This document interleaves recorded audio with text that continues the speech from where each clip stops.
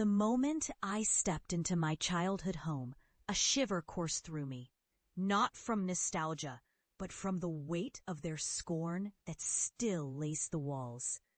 The air felt thick, heavy with memories of laughter and mockery. "You think you're going to find a monster in the mold?" my brother had scoffed the last time I saw him, his cruel laughter echoing in my ears. "You've lost your mind, sis. You need help." It was a joke to them.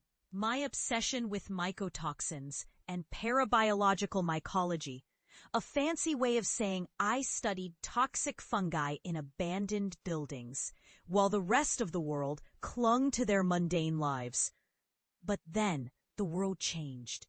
The disappearances began, people vanishing without a trace from mold-ridden ruins, leaving behind only silence and unsettling whispers. I had stumbled on something profound, something terrifying, that no one dared to acknowledge. My research transformed from the ramblings of a delusional fool into the cornerstone of a new understanding of a hidden horror that clawed at the edges of our reality.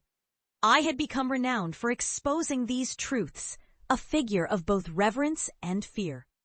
Yet today, I returned not as a savior, but as a warning. The door creaked open, revealing my family, mom, dad, and my brother, huddled in the living room, their faces a mixture of curiosity and disbelief. They had heard about my work, the articles published, the interviews on late-night talk shows. I was no longer the disgrace. I was an enigma. And yet as I stood there, I felt their judgment lurking beneath their thin veneer of politeness. "Welcome back," my mother said, though her voice wavered. "We've missed you." "Yeah, it's nice to see you," my father added, his eyes flitting away like a startled rabbit. I could feel their unease as I stepped further inside. "I've brought something," I said, my voice trembling with the weight of what I was about to reveal.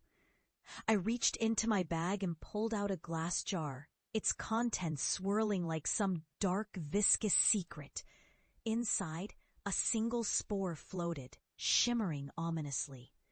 "What is that?" My brother leaned in, his curiosity piqued despite the caution in his tone. "A spore that thrives on fear," I replied, my heart racing. "It's capable of inducing sentience in fungi. It can—" "Enough with the nonsense," he spat, recoiling. "You really believe that's going to impress us?" I was about to respond, to unleash the storm of my fury and the anguish of years spent in the shadows. But suddenly the air shifted, the lights flickered, and a low, throaty whisper slithered through the room, wrapping around us like a chill.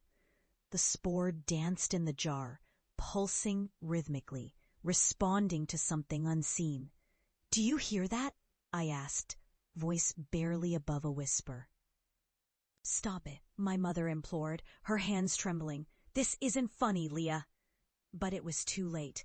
The shadows in the corners of the room began to stretch and swirl, coiling like tendrils, and I could see the horror dawning on their faces. I had warned them, and yet here we were, standing on the precipice of something darker than they could ever imagine. The walls of our home began to tremble, the air thickening with an earthy scent, reminiscent of damp decay. I felt the creeping dread wash over me, a wave of recognition. This was not just a manifestation of my research. It was the culmination of all I had uncovered. The spores I had studied were alive, whispering through the fabric of reality. "Leah, please, we believe you," my father stuttered, his face pale, eyes wide with terror. "Do you?" I replied, my voice a knife edged with bitterness. "You mocked me. You told me I was crazy. Now you face the shadows of your disbelief." And then it happened. The shadows erupted, coalescing into forms that twisted and writhed, pulsing with a sickly green luminescence. They loomed over us, grotesque caricatures of the very fungi I had spent years studying. My family recoiled, their expressions shifting from disbelief to sheer terror.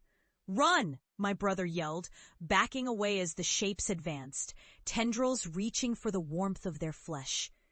But there was nowhere to run, nowhere to hide. They were trapped in the web of their own ignorance, just as I had been all those years ago.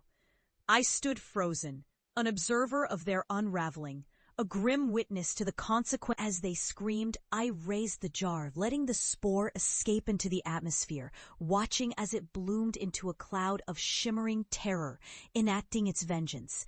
I felt no pity, only an echo of the pain they had inflicted upon me all those years ago. I learned to embrace the darkness, I murmured, feeling a twisted sense of vindication. You should have listened. When the chaos subsided, the room lay silent, the air heavy with the scent of damp earth. I stood there, alone amidst the remnants of family, the shadows dissipating into nothingness. I had returned home. The weight of their scorn had transformed into an inescapable reality, and I, the once mocked investigator of shadows, had become the embodiment of their nightmares. Outside, the world continued as if untouched, but I knew better. The truth lurked in the shadows, waiting to be unveiled. I stepped into the cool night air, ready to continue my work, knowing that in the realm of mycology, I was no longer merely documenting the horror. I was its harbinger.